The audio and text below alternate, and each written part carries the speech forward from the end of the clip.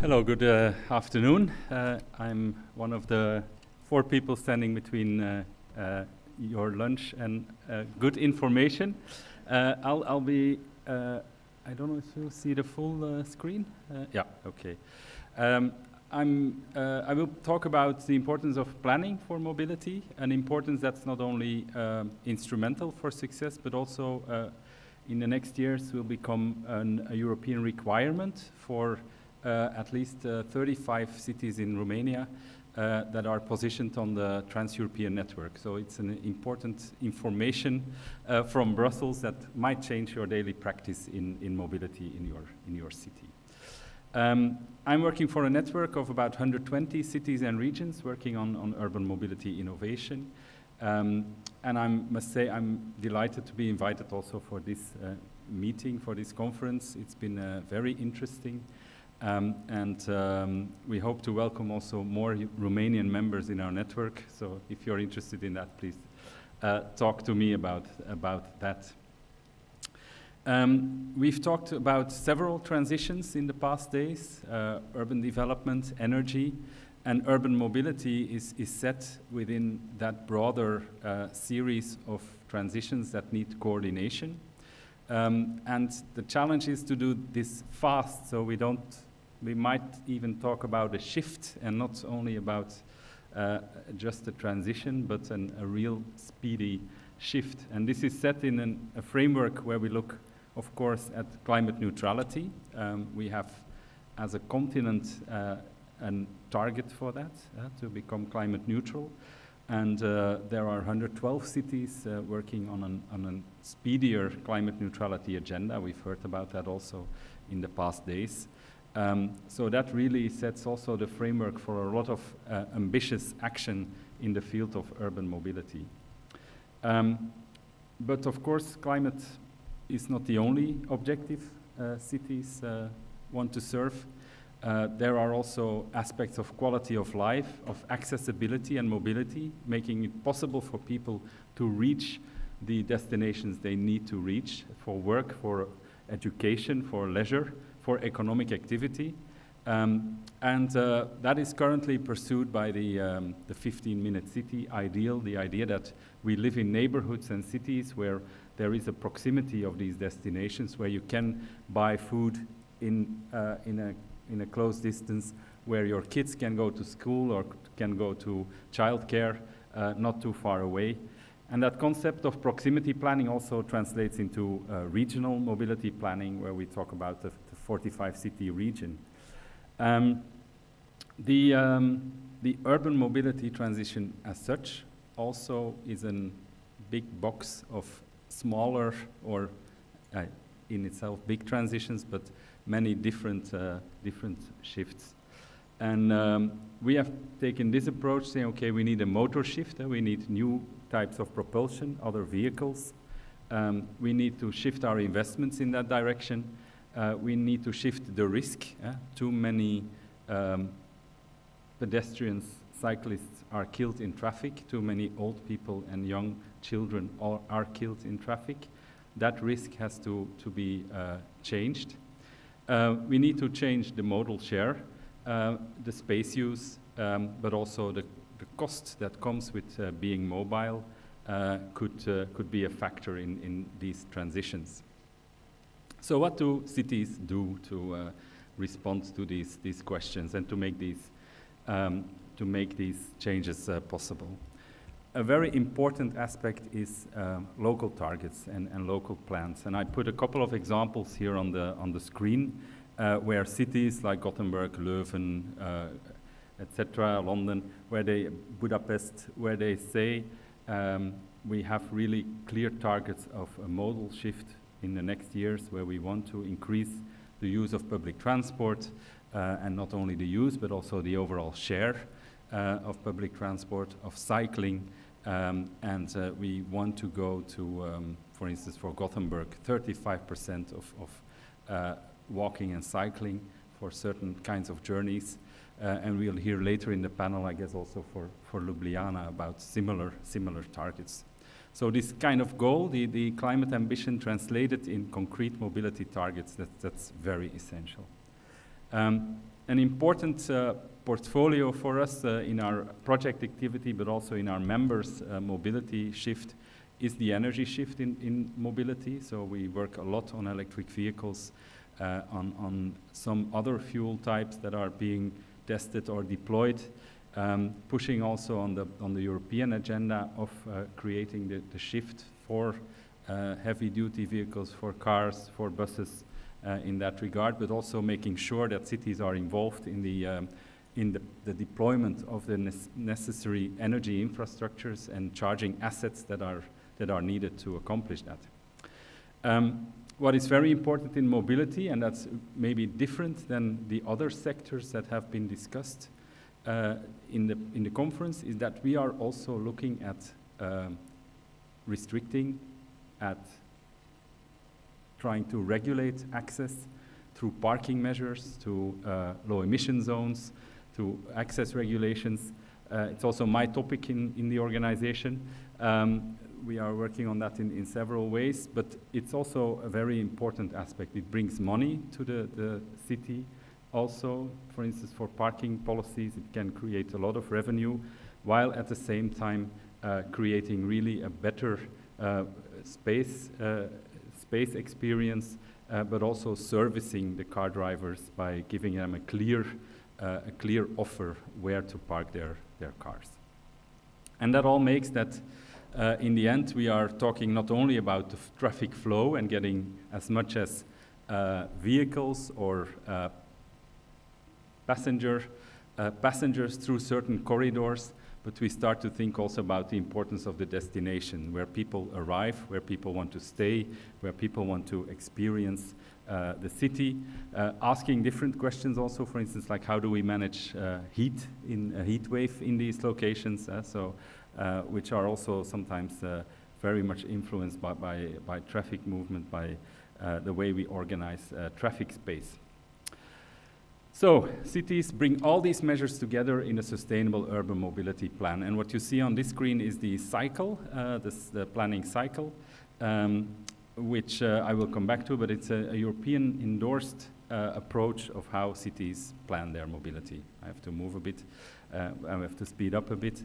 The EU is pushing that concept of sustainable urban mobility plans as part of a much bigger policy. And I will, in the next slide, explain the cascade of policies that the European Union is developing, and that in the end ends in our streets, in our city streets, where we try to make life better for our citizens. So the basic legislation, the basic concept for our continent is the European Green Deal, the EU Green Deal, which also sets the framework for the energy policies that have been discussed in the previous session, where we want to go to net emissions of greenhouse gases by 2050.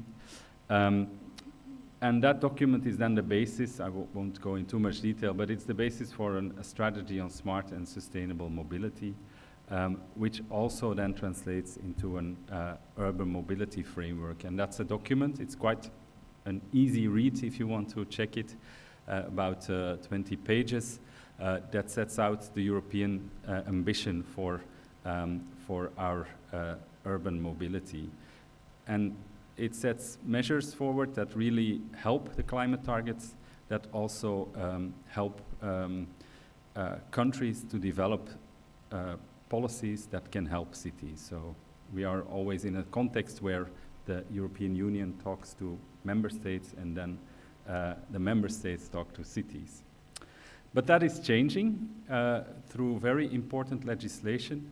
The European Union is changing its approach with regards to the international accessibility of Europe, the Trans-European Network for Transport policy. It's basically a map of Europe where corridors have been drawn, basic strategic infrastructures for maritime, air, but also for land transport, rail, road, and also the connectors of all these modes. And what's important for us, and for us in the room, is that these connectors, the nodes on the network, are in most cases, in almost all cases, cities or urban areas.